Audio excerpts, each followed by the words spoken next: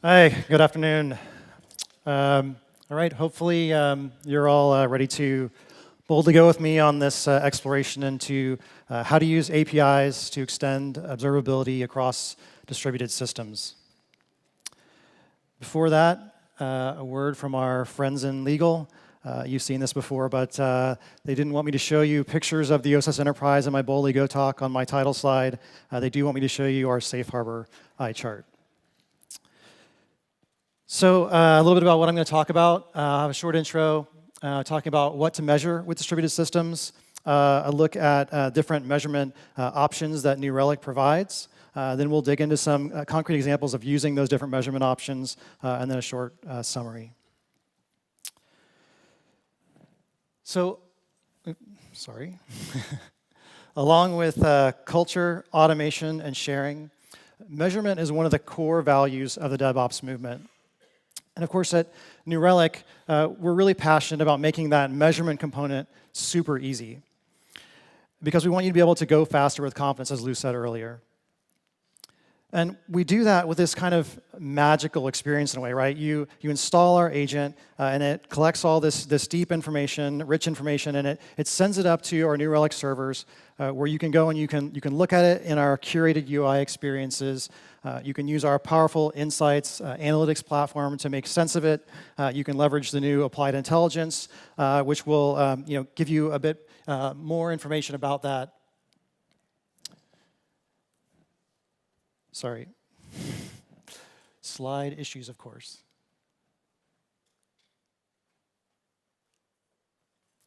So this sort of magical experience where you get all this data and you can visualize it inside of our curated UIs. You can use our powerful analytics platform, and you can use that implied intelligence then to get those deep insights. Now, the challenge is that modern applications are increasingly built from complex software stacks, and those are built from in-house developed code, perhaps open source libraries and frameworks, and maybe even commercial libraries and frameworks. And to make that challenge to instrument everything even worse, there are new libraries and frameworks that are being released literally all the time. This is an interesting chart that I found whenever I was doing research for this talk. It comes from a site called modulecounts.com.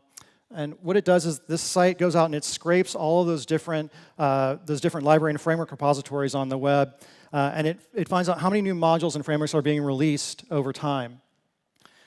That red line at the top there, that is for Node.js, new modules that are released to NPM. And what it's showing there is that every day, on average, there are about 500 new Node modules released. That's not new versions of Node modules, that's net new Node modules. And you might be thinking, okay, that's great, but we're not using Node. We're using maybe Java, or we're using Ruby or Python or maybe .NET.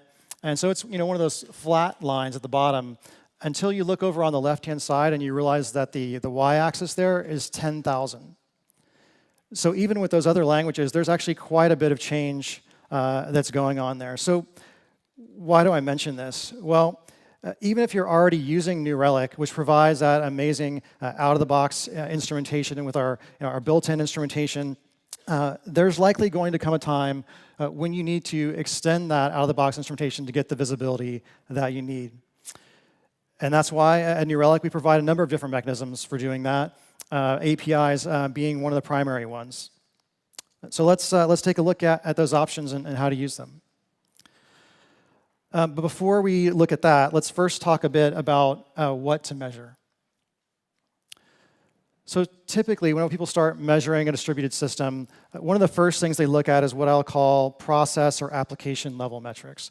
And these are things like CPU utilization, memory usage, maybe garbage collection statistics. And that's great. And by and large, our New Relic language agents will collect that information for you. And if there are other process or application level metrics that you're not seeing, we provide things like custom metrics and custom events APIs to let you send up additional information.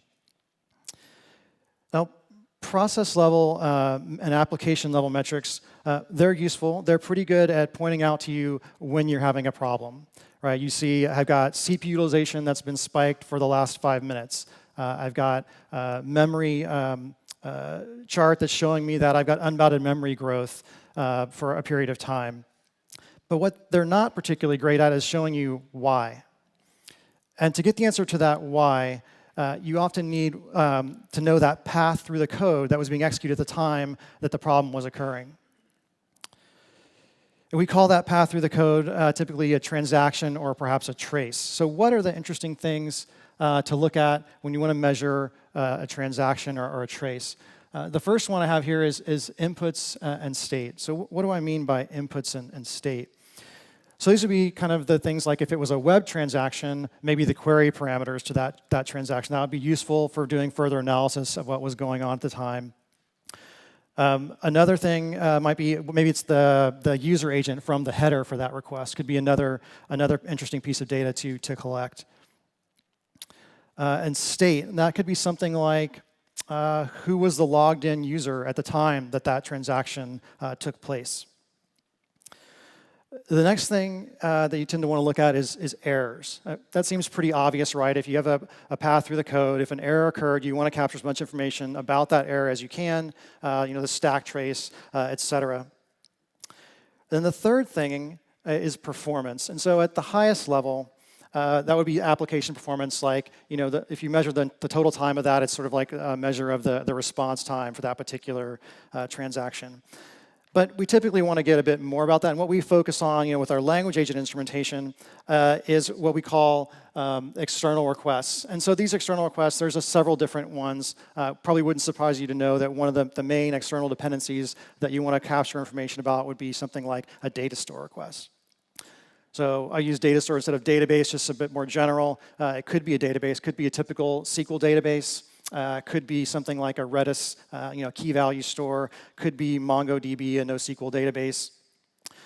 And then another thing that we commonly see is message queues. I think we heard a minute ago, heavy use of RabbitMQ. So maybe using RabbitMQ, kind of showing a picture here where we've got kind of an RPC style communication using RabbitMQ.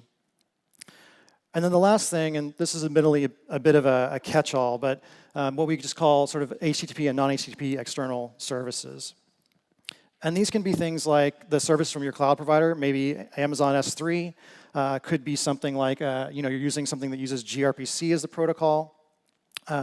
It also is your own microservices that your application may depend upon in your own environment.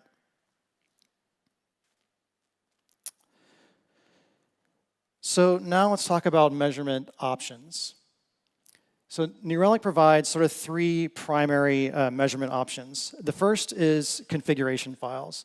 So these are those, if you've seen them, the XML or YAML configuration files. They contain the instrumentation in a separate XML or YAML file that tells the agent how to instrument the code. The next we provide is APIs. So this is our REST APIs and more commonly the language agent APIs, where you include inline calls in your application code to New Relic APIs to record additional information. And finally, we have what I call instrumentation modules. And that's probably the one that many of you have or maybe none of you have heard of. It's not something you'll find in our documentation. And what is an instrumentation module? It's really just a style of API instrumentation. It's a new one. It's not really available for all of our languages. I think there's about 3 of them today that you can do this with. And what it is instead of having those sort of inline API calls, which you do with the traditional APIs, you have all of your instrumentation code in a separate library or module. So it has some of the advantages of APIs that you can see here, but also some of the advantages of a configuration file. I've got a few of the different things that you want to think about when choosing one. For example, configuration files, those are great if you don't have access to the source code, because all the instrumentation instructions, they're in this separate XML or YAML file. You don't have to touch the code to tell our agents how to instrument the code that you're wanting to instrument. And with those instrumentation modules, a similar thing. The instrumentation calls live in a separate library or framework. You don't have to put them in line and modify your existing application code. So now let's take a look at some concrete examples of how to use these. So we'll start by looking at transactions. So those pass through the code. How do you sort of create that transaction to give the context? And it is the boldly go talk, so I feel a little bit compelled to motivate these examples with a bad Star Trek analogy. I apologize, it will be a very bad Star Trek analogy. So if we think of the enterprise as being a distributed system, a transaction might be something like a journey that the enterprise takes from one place in the universe to another. And so if we were monitoring that, of course, we'd be using New Relic to do that. What would we do? We'd want to capture information about, when did that trip start? When did it end? So we can capture the time that took. We'd want to know information about, maybe give it a name that gives us context about that trip. Maybe the slingshot around the third moon trip. That could be useful to know it, to distinguish it from other trips that it took. We also want to capture that sort of that kind of state information. Perhaps we want to know who was on board the enterprise at the time that journey took place. So we could use insights to answer one of those age-old questions like, are all trips where Wesley Crusher is on board really longer than other trips or not? We also probably want to capture some information about events that maybe took place while that journey was going on. So these are kind of like those additional segments that would tell you how they contributed to the overall time that trip took. All right, so now we're going to look at a specific example here, and this is actually a Java example that's showing how you use one of our types of APIs to add information about a transaction. And so in this example, we have a couple different methods. We have at the top this public run method that we want to capture a background transaction for. And below that, we have a servlet where we want to create a web transaction. And we're going to do that using our Java annotation APIs. It's really simple. All I have to do on that public run method is add this @trace annotation and set dispatcher equal true. That's it. For our web transaction, it's the same. We add that dispatcher equals true with that @trace annotation. But we need to do one more thing. We need to pass in, set the request and the response by calling New Relic set request and response, and give it the request and response object so we can capture information from that. Finally, showing here how you can give that transaction a name by calling New Relic set transaction name.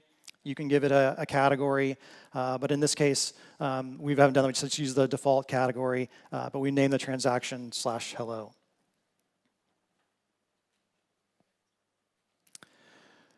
Now, what about those attributes about that transaction?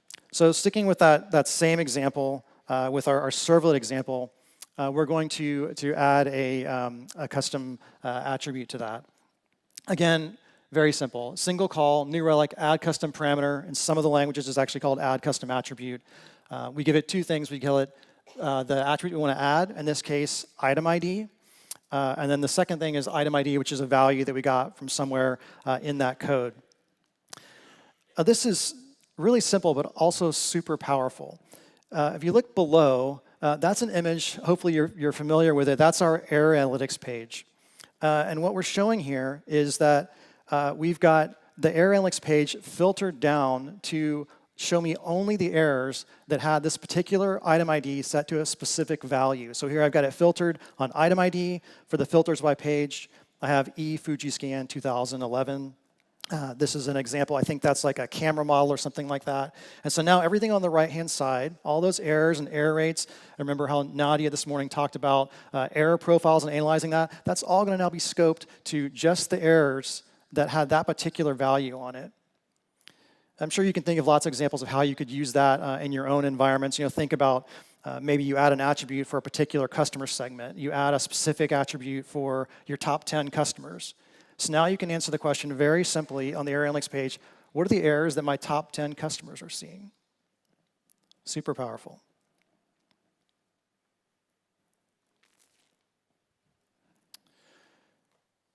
All right, next, we're going to look at one of those external requests. We're going to look at Datastore requests. So going back to our bad Star Trek analogies, so our enterprise is going to take this journey. Before it does that, it's going to reach out to Starfleet's database, its star database, to find out what are all of the entities, the celestial bodies in space that it's going to potentially encounter as it makes this trip so that it doesn't run into one of them. So what are the things that we want to capture about that database activity? So the first thing we probably want to get is just sort of the basic timing information for simple operations, like how long did it take to connect to that database, how long did the open and the close take. And probably most importantly, we're going to capture information about the query that was run. And that's going to enable us then to do things like detect, say, an n+1 query. I think that was mentioned earlier, but just as an example for those of you who might not know what that means, using my Star Trek analogy, imagine that whenever I went to get that information from the database, instead of saying, give me all of the entities and their locations, I said, give me just a list of all the entities from the database, and then I went one by one through every celestial body and said, give me its location. That would be very inefficient, and if you captured the query information for that and you sent it up and you added this instrumentation, you would see that like in the transaction breakdown page, because you would see on average for all these transactions, there were 1 million different requests to this database, and that would be an indication that you probably have an n+1 query issue. So for our Datastore example, we're going to switch gears. This is an example in Node, and I chose Node so that I could show the instrumentation module style that I mentioned. So this looks pretty different from the instrumentation that we had for Java. So if you look here on the top right, it looks very similar to, if you're familiar with a Node agent, you just require the agent like you do everywhere, and then you tell it new Relic instrument Datastore, and you give it two things. You give it the name of the module. In this case, it's Cassandra driver. So apparently Starfleet is standardized on Cassandra. And you give it another method, another attribute that's on require, and you pass it a method. In this one, we just happen to call it instrument Cassandra. So what's going to happen here? So when your application code requires that Cassandra module, the New Relic agent is going to call that method that you specified in the on require. And that's where you add the instrumentation for that Cassandra driver. So what does that look like? So here's our instrument Cassandra method. And we have a parameter here that's highlighted, the shim. And so what's the shim? The shim is basically just a helper method that gives us all the different helper functions that are available for making Datastore instrumentation simple.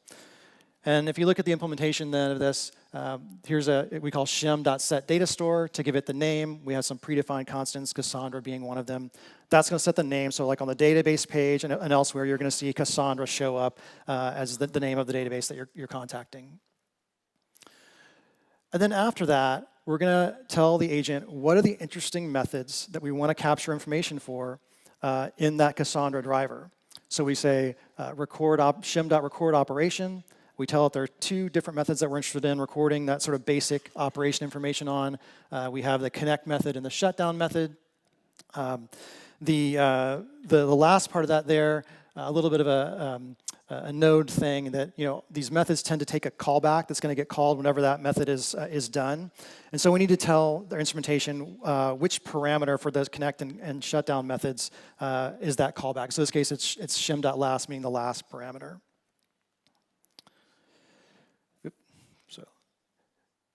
So then after that, hello? All right, sorry. So then after that, we have a record query. So on record query, the only thing that's a little different about this one is that the name for the function there is kind of funny. It's this _enter execute. I probably could have changed that in this example, but that's just kind of an optimization. There are a number of different query methods that are available in this Cassandra driver, and they all happen to call under the covers enter execute. So we said that's the one that we want you to instrument. And then we give it one additional parameter addition to that callback. We tell it which parameter for that has the query, so we can capture that query information that we want to get. And then finally, I have an example of recording a batch query, and the only really difference there is that instead of that static constant place to look for that query, we provide a method, the find query method, that'll tell it where to find that query parameter. All right, so our last example, this one we're going to switch and look at PHP. So this is how you add additional error information. So typically, if we have an unhandled exception or an error, New Relic is going to go ahead and capture that for you. But there's a case that comes up fairly commonly that I hear is that people want to capture error information for errors they've actually handled. Because they want to record that and they want to be able to view that in New Relic. And so you can do that then by using our New Relic Notice Error API. It looks pretty much the same. This is PHP, but it looks the same in all of our languages. I think it's called Notice Error in all of them.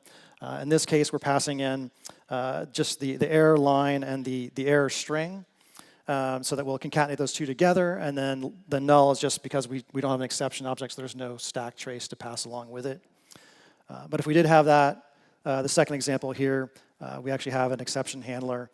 We get the message out of that exception and we pass it in, and then we follow that up by passing the actual exception object so we can get that stack trace information. So pretty simple. That's it. So in summary, analogies are hard.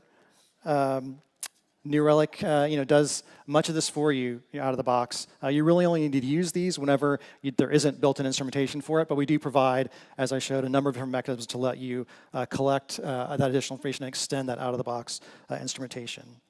When you do, you should think about capturing first those transactions, those path through the code, capturing contextual information to let you further analyze it later, those attributes that we talk about, things you want to measure, those externals, those errors, and then potentially impactful code, application code. There's 3 different mechanisms, right? There's the configuration files, APIs, and instrumentation modules for extending instrumentation.